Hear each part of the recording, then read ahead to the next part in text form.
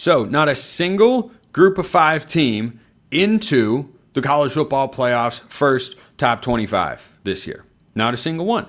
That, of course, cannot continue to be the case. It will not continue to be the case.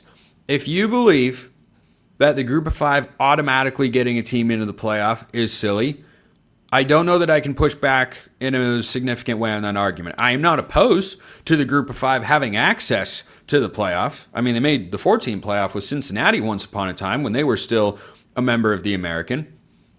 Cincinnati, another team. They're not ranked after a blowout loss to Utah on the road. I mean, sure, drop them, punish it, but out of the top 25, that was a little curious. But if you want to make the argument they should be 25 over Tennessee, that's fine.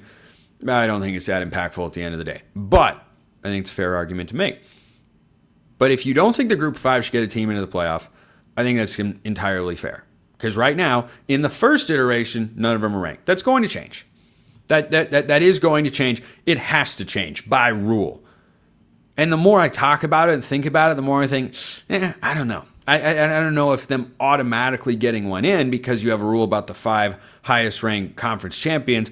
I don't know if that is the best thing for the sport and the way to get the most deserving teams into the playoff, the ones who have earned it the most. But there are 2 games to keep an eye on this week as this race really heats up. I want to start with Memphis and Tulane.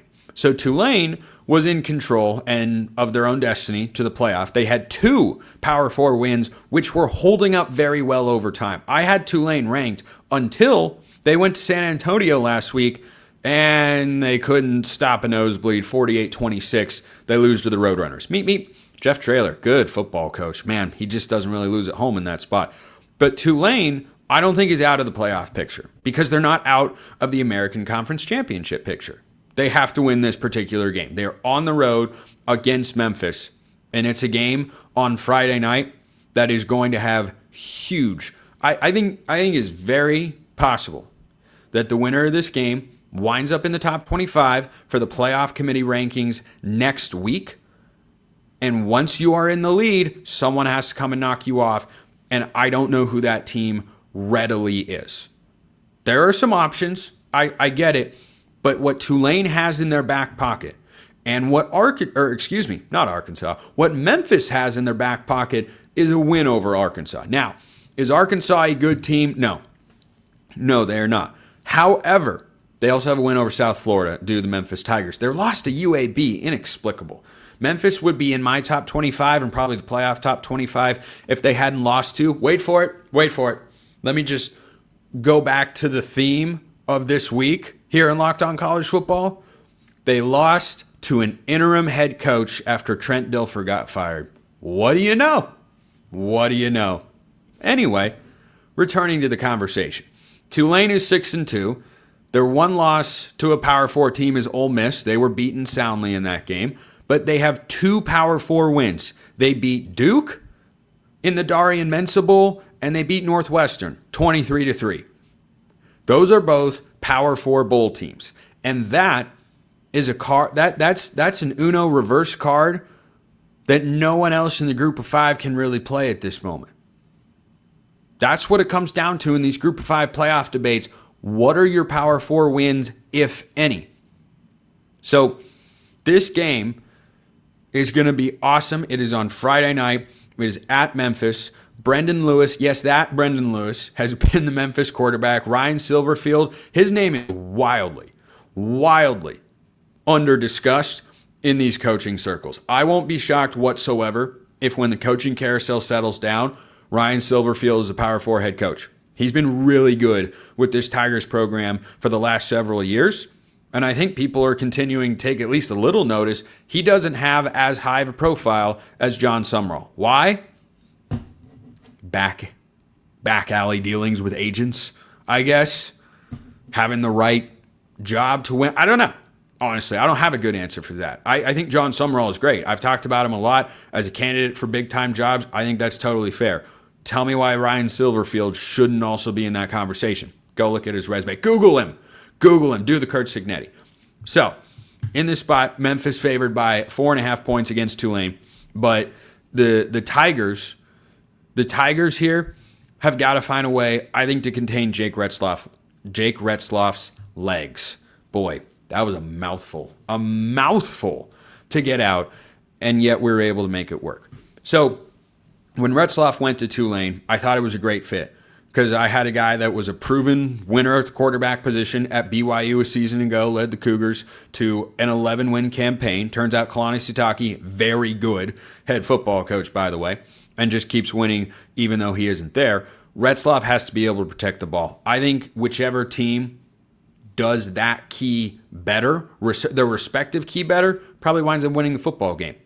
Retzloff throwing the ball this year has been capable, but boy, he got benched in that UTSA game. Not because he got hurt, but because he just kept turning the football over. So that definitely cannot happen. I don't have a pick on this game yet. I just wanted to get it on your radar. But all the picks for my games will be on my show on Friday, as always. So keep an eye on that game. Memphis comes in with one loss on the year, 8-1. Tulane is at 6-2. And the Green Wave in the American Conference and in the broad picture Group 5 playoff standings would get a big resume boost if they were able to win this game. Memphis's best win is South Florida. Tulane's best win, probably it's Duke or Northwestern, one of the two.